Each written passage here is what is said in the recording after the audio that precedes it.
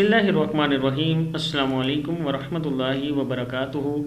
आबिद राजा channel की तरफ से आज मैं आपको बीमारों की इयादत करते वक्त कौन सी दवा पढ़ते हैं ये पढ़ना सिखाऊंगा।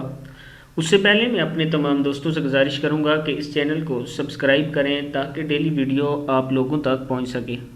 तो आज की वीडियो हम स्टार्ट करते हैं। बिस्मिल्लाहिर्रहमानिर्रहीम।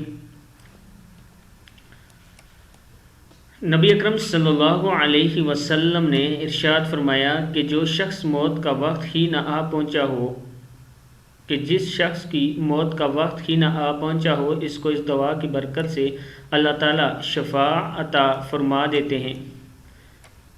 दुआ है अस्अलुल्लाहल, क्या है? अस्अलुल्लाहल अज़ीमा।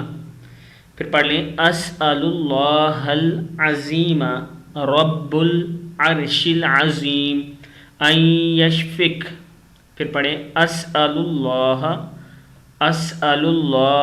अज़ीमा रब्बुल अर्शिल अज़ीमी अन यशफिक, या अज़ीम तक भी पढ़ सकते हैं और अन यशफिक अलग से। अस्अलुल्लाहल अज़ीमा रब्बुल अर्शिल अज़ीम अन यशफिक। इसका मतलब है वो अल्लाह जो ख़ुद अज़ीम है और अज़ीम अर्श का मालिक है, मैं इससे सवाल करता हूँ कि वो तुम्हें शफा अता फरमाए। अबू दाऊद और तिरमिज़ी दोनों में आई है, आन हुज़ूर सल्लल्लाहु अलैहि वसल्लम बीमारों की आदत के वक्त 7 मरतबा ये दुआ पढ़ने की तलकीन फरमाते थे। इसका मतलब वो अल्लाह जो खुद अज़ीम है और अज़ीम अर्श का मालिक है, मैं इससे सवाल करता हूँ कि वो तुम्हें शफा अता फरमाए। तो फिर एक बार दुआ पढ़ लें अस्अलुल्लाहल अज़ीमा रब्बुल अर्शिल अज़ीम अन यशफिक।